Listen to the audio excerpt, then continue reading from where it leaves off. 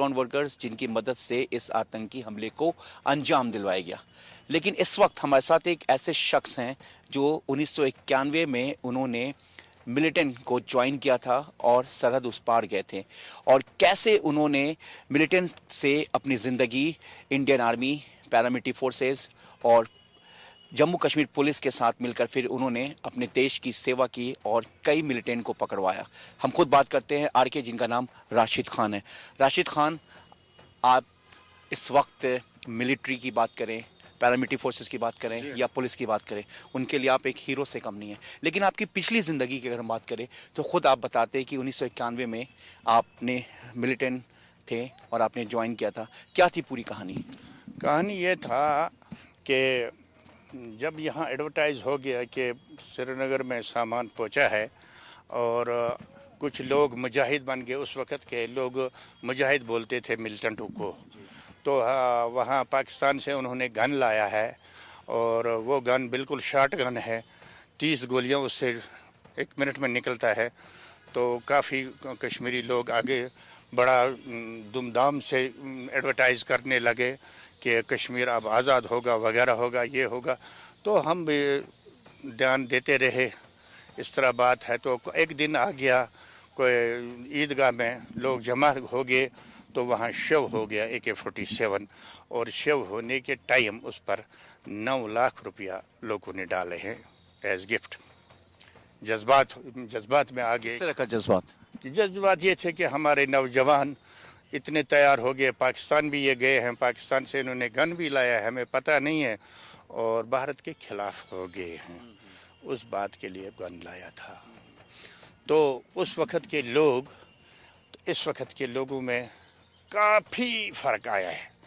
खुदा बेहतर जानता है, उस वक़्त ज़्यादा पढ़ा लिखा थे या आज पढ़ा लिखे मेरे ख्याल में ज़्यादा हैं, जो आज उतने ये ख्याल नहीं रखते हैं कि हम यहाँ से पाकिस्तान से मिलें। वो लोग आज नहीं है यहाँ, उस वक़्त थे कुछ लोग। तो हमें भी बहुत शौक़ हो गया कि हमें क्यों नहीं पता चला, हम भी जाएंगे वगैरह। तो आखिरकार यहाँ भी राब्ता किया उस वक़्त के JKLF के कमांडरों ने, तो हम भी तैयार हो गए। तो और हमें अपने दिल में ये ख्याल था कि ज़्यादा शौक़ था कि पाकिस्तान देखें हम, और पाकिस्तान से जब गन भी मिलता है, मिलिटेंट ज्वाइन करने से ज़्यादा शौक पाकिस्तान देखने के था। हाँ बिल्कुल। तो हमें ये पता नहीं था कि वहाँ क्या होगा, यहाँ क्या करेंगे, वहाँ क्या करेंगे, हमें वो पता नहीं था। ज़्यादा शौक़ था कि पाकिस्तान देखेंगे, पाकिस्तान के लोग कैसे हैं, पाकिस्तान कैसा है। तो उस शौक़ की वजह से हमने इनसे भी इनको भी यस किया और इनसे भी राब्ता किया। इन्होंने एक कोड नेम एक दिया हमें कागज़ पर लिख कर, क्योंकि वहाँ अगर वो न होता था तो वो वापस करते थे या गिरफ्तार करते थे, आप इंडियन जासूस हैं। जब यहाँ का एक स्लिप एक होता था, उस पर कोड नेम होता था, तो वो वहाँ ओके करते थे। मतलब आप लोगों का एक कोड होता था? कोड होता था। यहाँ जो चाहे कमांडर, यहाँ JKFT के कमांडर थे, JKLF के कमांडर देते थे या गिलानी साहब देता था। हाँ, जिस गिलानी साहब, बड़ा नाम ले रहे हैं आप। बहुत बड़ा नाम है भी, था भी, और JKLF से कनेक्शन भी था? ना वो नहीं था JKLF, उसका HM था, जेश था वगैरह, वो उन जमातों का था CAC लीडर। और उसको अगर ज़ुकाम होता था, अपना इंडिया उस पर 2 लाख रुपया खर्चा करता था, एम्स तक पहुँचाता था। तो ये भी है।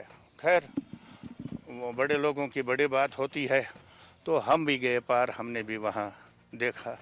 तो वहाँ जिस वक़्त हमें रूल करते थे, वो ग्राउंड में जमा कोई 2-4 आदमी आते थे, हमें बोलते थे कि आप सरहद उस पार वहाँ बिल्कुल मुज़फ़्फ़राबाद में, तो वहाँ बोलते थे कि आप एक चीज़ करो, आप सामान ले जाओ और हमारा इंतज़ार करो, जो हम कहेंगे वही करना है, जो हम नहीं कहेंगे वो नहीं करना है, और जो ही आप पर ज़्यादा कुछ होता तो हम आपको खुद बता देंगे कि क्या करना है।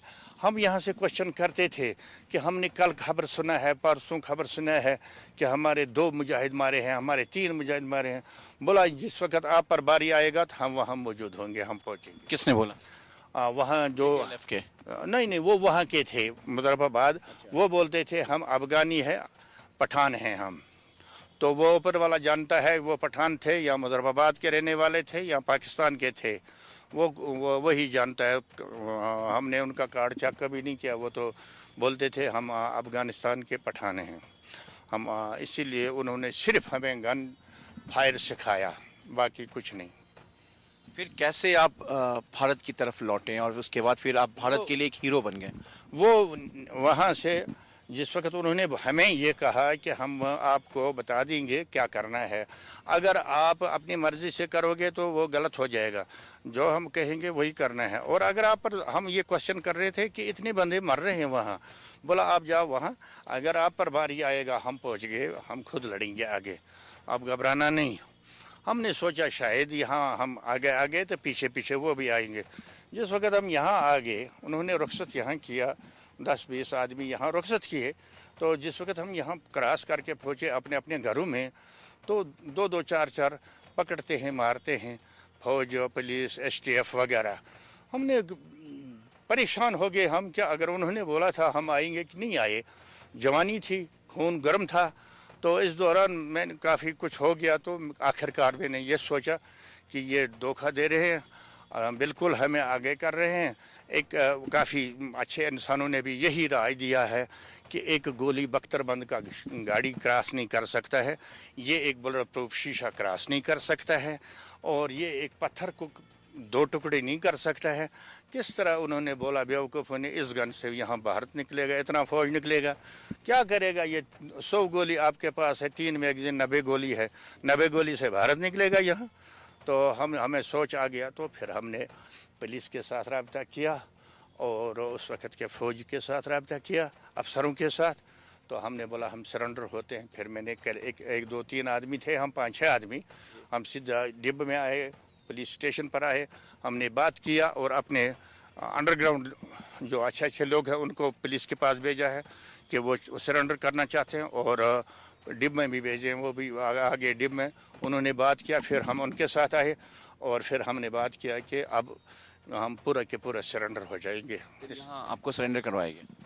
हाँ, यहाँ सरेंडर हो गए हम। सरेंडर के बाद काफ़ी मैंने सरेंडर करवाया। उसके बाद कितने लोगों को आपने सरेंडर करवाया? मैंने सरेंडर करवाया है तकरीबन 400 450 लोगों को सरेंडर करवाया है। इससे मिलिटेंट आपसे नाराज़ नहीं हो गए? काफ़ी नाराज़ हो गया उस पर भी। उसके बाद मैं उस वक़्त इख्वान का मैं बिल्कुल बहुत पीक पर इख्वान था।